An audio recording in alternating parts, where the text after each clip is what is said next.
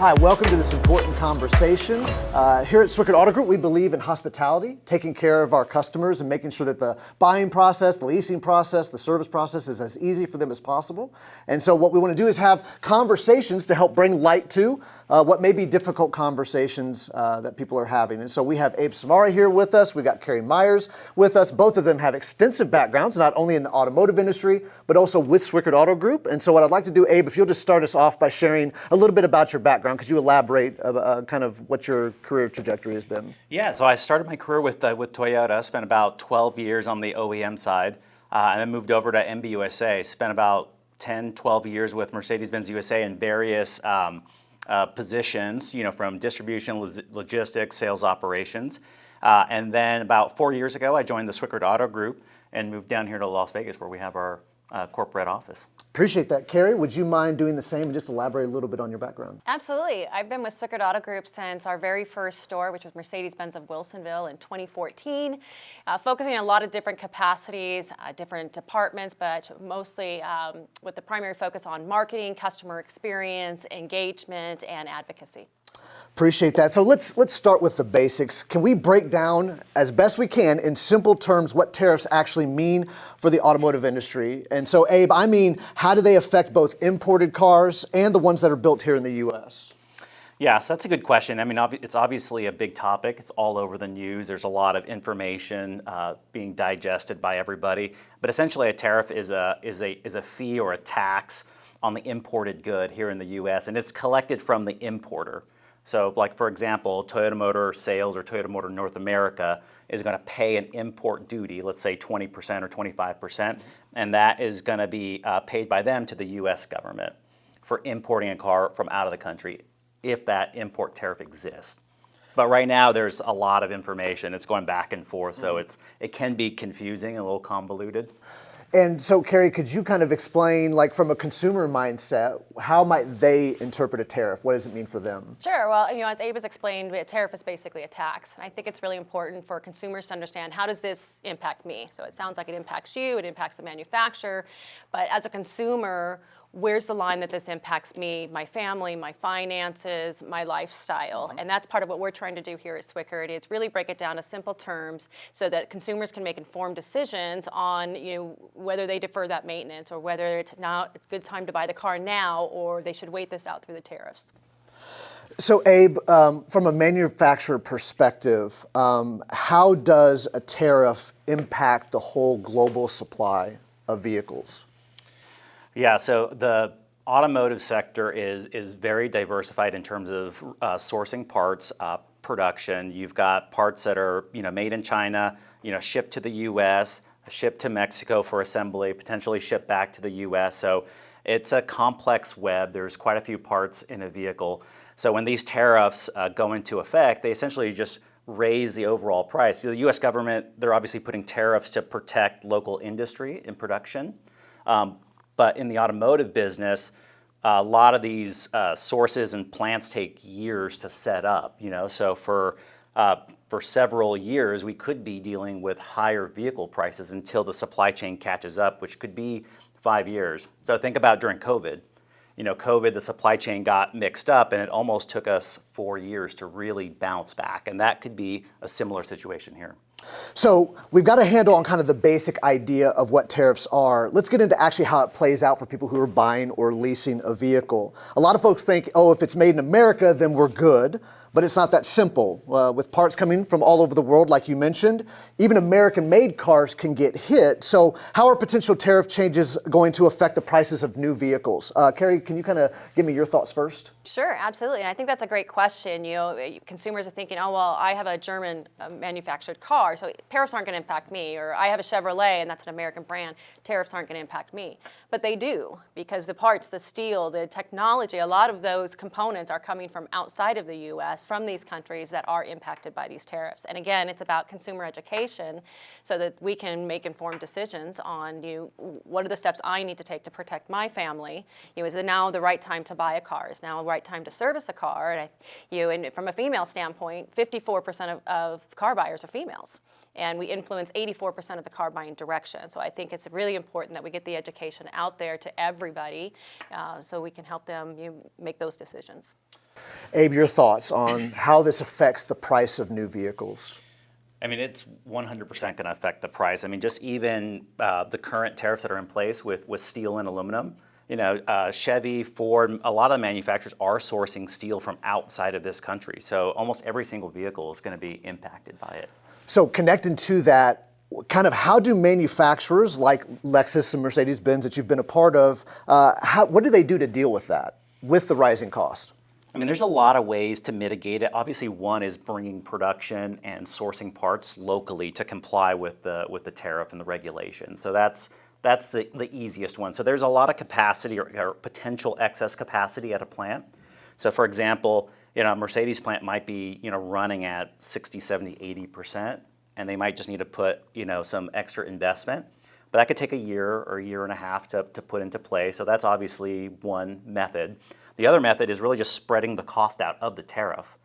So instead of making one vehicle up 25%, they're locally produced vehicles. They might increase the price of them, and so maybe you get a 5 or 10% price increase as opposed to 25%.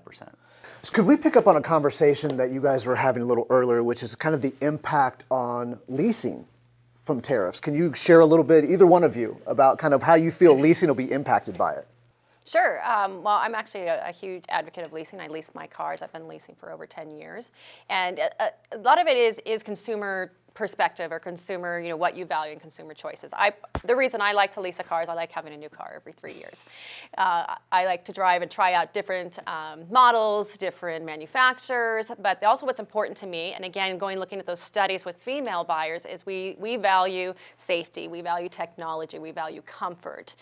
Price and performance don't necessarily come in as the top reasons for us to buy cars.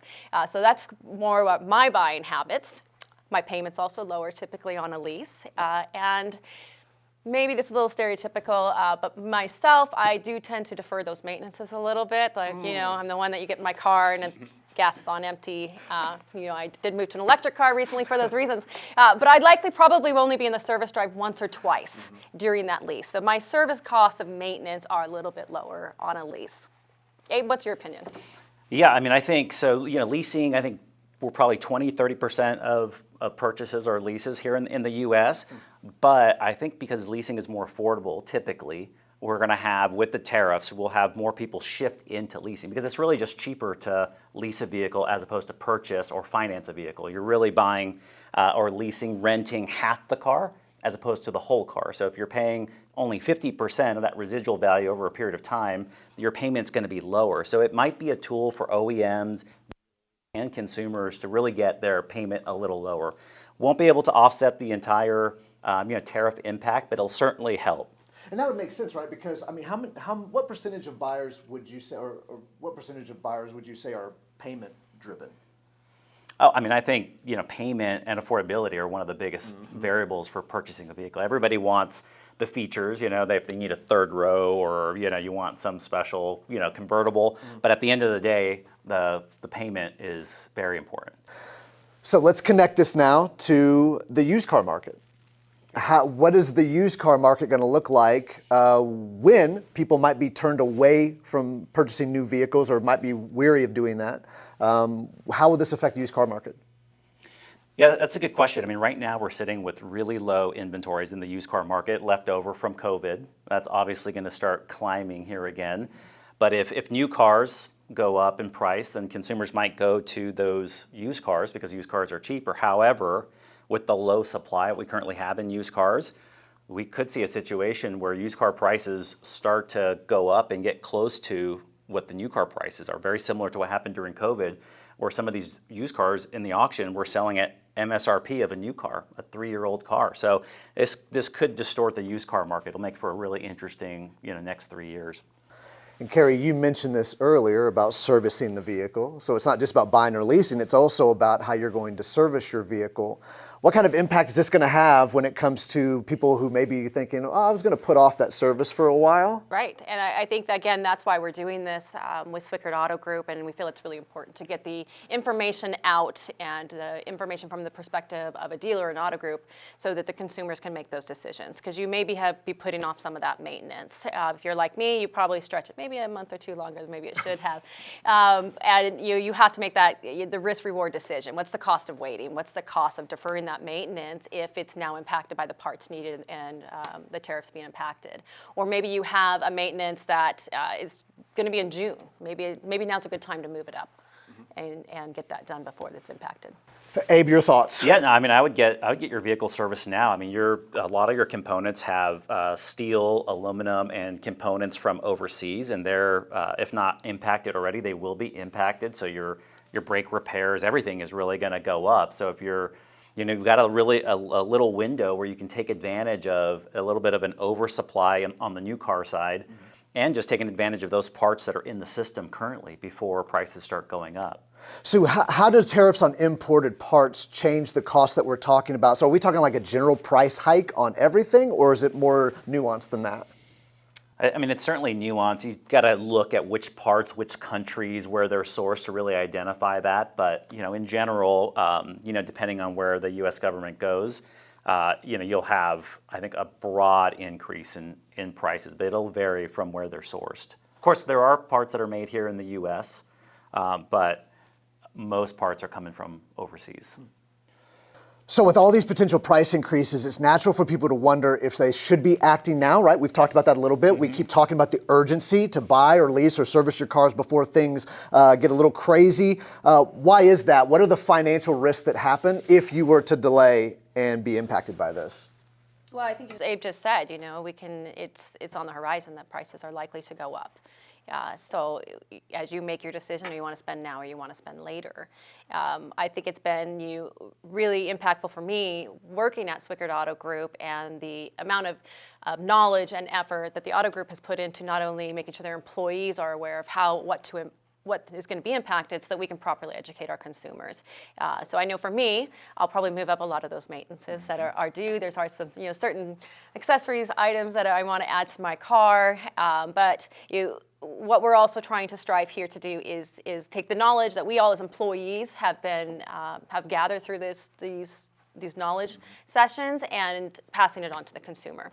So what can we do for the consumers? Offering really good specials, looking at vehicle discounts so that we can help them make that decision maybe a little earlier than they were prepared to, so they aren't impacted down the road. And we've talked before about developing a relationship with your service advisor, right? To be able to develop a relationship with the service department of the dealership that you go to, because they can help you navigate this. They can help you make those important decisions with their expertise and their knowledge. Again, because we desire to bring hospitality to everything we do, including helping all of our guests navigate the complicated services that they have to get done. Abe, from the manufacturer side and dealership side, how is this all playing into the promotions or incentives that they might be offering? It feels like everybody's trying to figure out what the best move is. What do you see from that side? Yeah, I mean, I can only imagine what's going on behind the scenes with the manufacturers really trying to figure out, how to manage through this, because it's not always clear. There's messages that go out and then they get retracted, and so it's quite complex. I imagine they're leaning on their team members that are working in DC, talking to the government in terms of how it's impacting their business, how it can impact other residual businesses like dealerships or parts repair places. So. They're really just trying to figure out, how am I going to spread this cost out? What am I going to do? How much production? Should I adjust production? Are less consumers going to be able to afford the vehicles? So should we lower the supply of vehicles? And so, all these questions are being asked, but you really can't make a decision until you really know what the tariff is going to look like. So, and there's also counter tariffs from the country. So there could be a situation where they retaliate, and then eventually the tariffs don't go into place as well. So it's really confusing for consumers. But I think if you can afford a $150 increase in your payment, then you can wait. But I'd certainly purchase a vehicle now, because you've got payments that are going to go up $50, $100, $150 a month. And one thing, also, I think for consumers, an easy thing you can do right now. So maybe I don't have, $4,000 or $5,000 to you put into my maintenance, or maybe I don't even know what's wrong with my car. The easy thing a consumer can do right now is to go to a dealership and have what's called a multi-point inspection. And these are free to a consumer, at least at Swickard Auto Group dealerships. These are complimentary, and our technicians will do a full walk-around video showing you what maybe needs to be fixed on your car, and whether does it need to be fixed now, can you afford to wait for 6 months, or is it something you're going to have in the future? And then again, consumers can make informed decisions on what I need to do today. And that's something that can be done at any Swickard Auto Group dealership. It takes about 30 to 45 minutes. Again, you get a walk-around video from the technicians, and they'll pinpoint every single item and let you know how long you have before that item really needs to be replaced. So that's a simple thing that every consumer can do to be well-informed on their service needs. And speaking of being well-informed, we need to know how to navigate all of this. For our listeners, for those who are watching this, where can people get solid information on tariff changes, and how can dealerships help the customers sort through it all? Abe, what are your thoughts? Oh, I mean, there's a lot of information out there. I mean, really, your best source from a pricing perspective is going to be your local dealership. Because your local dealership will have, if tariffs take effect, they'll have the increased prices already built into their ecosystem. Obviously, there's websites, you can go on the government website to see, what countries or parts or cars are affected. But at the end of the day, if you're looking to buy or service a car, your dealership's the best source of information. Carrie, your thoughts, like any other areas where information can be found that would be helpful to our consumers? Absolutely. I think we live in a world where we're just being bombarded by information. It's really hard to kind of digest everything that's out there. So what we're doing at Swickard Auto Group is on all of our dealership websites, having a knowledge base of how does this impact me, what are some of the best practices, kind of like, if you will, an FAQ of, from sales all the way down to service, and maybe even what questions to ask. What are the right questions that I should be asking during that car buying experience or that service experience so that I can make those informed decisions. So you can go to Swickard.com or any of our dealership websites, and there will be information and a landing page there that you can gather more information. Appreciate that so much. And Abe, one thing I want to share, ask of you real quick is looking ahead, understanding that you can't read the future, Right. but Well, I do have a crystal ball. you under do? here. Okay, no, perfect. never perfect. mind, I don't. But what are, from your perspective, what are some realistic predictions of what the next 6 to 12 months might look like? We're not going to hold you to everything, but just your initial thoughts. I mean, you already have steel and aluminum tariffs, so the prices are already in the pipeline. They're going to go up here soon. You've got tariffs just recently announced, just a couple days ago, for every single import brand of 25%. So you'll see those tariffs go into effect once they're written in, and 30, 45 days later, typically. And yeah, I think we're looking at higher prices. I think the manufacturers are going to mitigate it. So they're going to manage through the local production versus the imported production, try to spread that out and try to manage their local production. So I think you're going to see some mitigation. So I don't think the prices aren't going to go up as high as you predict, like 25%. I think it might be half of that, but still pretty substantial. When you look at the average price of a vehicle these days, it's not cheap. And Carrie, from your perspective, what do you see on the horizon for the next 6 to 12 months if you were to try to put your finger on it? I think Abe answered it really, really well. And as we've seen coming these tariffs, it's kind of felt like a little bit of a roller coaster, of how this is going to impact us. So I think it's really important to stay informed, to make sure that you understand your vehicle needs for your family now and in the next 12 months. What does that look like that I might need in the future? And it's a lot of unknowns, but I think it's really important that we prepare for the future. And Carrie, so what are dealerships doing, specifically our dealerships doing, to try and minimize the impact of this on our customers? From your perspective, how can we work together to try to make this as easy for them as possible? Great question. Again, all of our dealerships, you can get in for same-day appointments. So if sometimes service is just not convenient. You've got kids, you've got families, you've got work, but you can go to our dealerships and get an appointment today. So going kind of back to that multi-point inspection, if you want to get a complimentary one of those, you can get an appointment today at all of our dealerships. We've opened up our service schedules.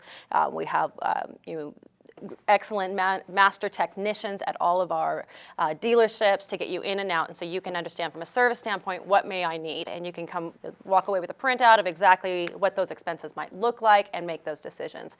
From a car buying standpoint, we're a volume dealer. We've always tried to be the lowest price in the market, and one of the things we do to guarantee that is we lead with our Swickard Price Promise.